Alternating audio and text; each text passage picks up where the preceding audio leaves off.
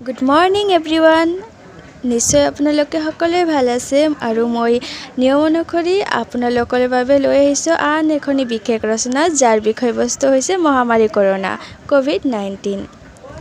ৰচনাখন আৰম্ভ কৰিবলৈ যাওঁতে আমি প্ৰথমতে হেডলাইন হিচাপে লিখিম সংজ্ঞা।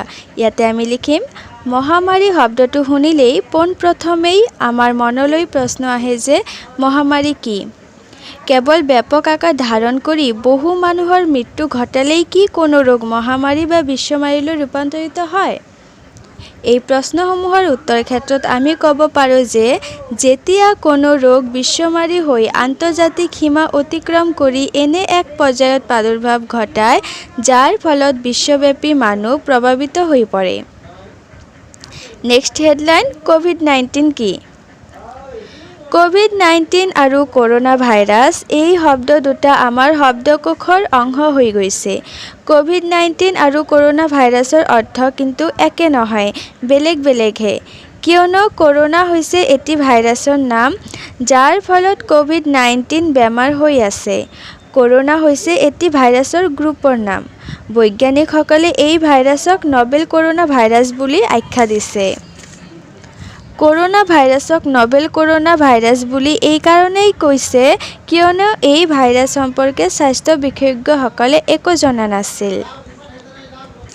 নেক্সট হেডলাইন, কৰোনা ভাইৰাছৰ উৎপত্তি আৰু উদাহৰণ।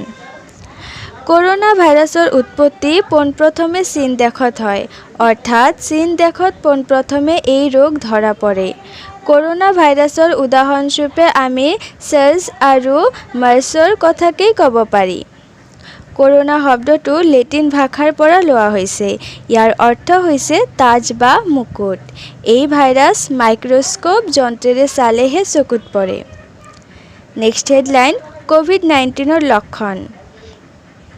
COVID-19 বেমাৰটোৰ কিছুমান বিশেষ লক্ষণ দেখিবলৈ পোৱা যায়।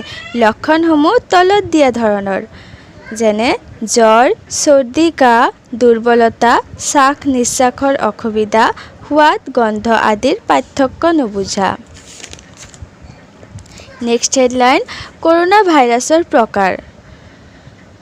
ব্ৰিটিছ বৈজ্ঞানিকসকলে কৈছে যে কৰোনা ভাইৰাছ 6 প্ৰকাৰৰ আৰু প্ৰতিটোৰে লক্ষণ বেলেগ বেলেগ। COVID-19ৰ প্ৰভাৱ। COVID-19 হৈছে এক ভয়াৱহ মহামাৰী। এই ভাইৰাছ এজন মানুহৰ পৰা আন এজন মানুহলৈ বিয়পে।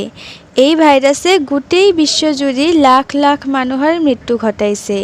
ভাৰতবৰ্ষত এতিয়ালৈ মৃত্যুৰ সংখ্যা বাঢ়ি গৈ 5,31,892 হৈছে। এই বেমাৰটোৰ প্ৰভাৱ ইমানেই বেছি যে বেমাৰটো কমোৱাৰ বাবে গোটেই বিশ্বজুৰি 6 মাহতকৈও অধিক লকডাউনৰ ব্যৱস্থা কৰা হৈছে। সাৱধানতা। COVID-19ৰ পৰা ৰক্ষা পাবলৈ হ'লে আমি কিছুমান সাৱধানতা অৱলম্বন কৰিব লাগিব। সাৱধানতাসমূহ তলত দিয়া ধৰণৰ, বিনা কাৰণে বাহিৰত নোলোৱা, সামাজিক দূৰত্ব বজাই ৰখা, বাহিৰত ওলালে মাস্ক পৰিধান কৰা, সময়ে সময়ে চাবোনেৰে হাত ধোৱা আৰু চেনিটাইজ কৰা ইত্যাদি। সামৰণি। কৰোনা ভাইৰাছ আৰু COVID-19 হৈছে এক বিশ্ব মহামাৰী আৰু এই বিশ্বমাৰী ভেকচিন বহুতো কষ্টৰ ফলত ওলোৱা হৈছে যদিও বিপদ একেবাৰে শেষ হৈ যোৱা নাই। এই ভাইৰাছ এজন মানুহৰ পৰা আন এজনলৈ বিয়পে। গতিকে ইয়াৰ পৰা ৰক্ষা পাবলৈ হ'লে আমি সাৱধানতাসমূহ অৰ্জন কৰি চলিব লাগিব।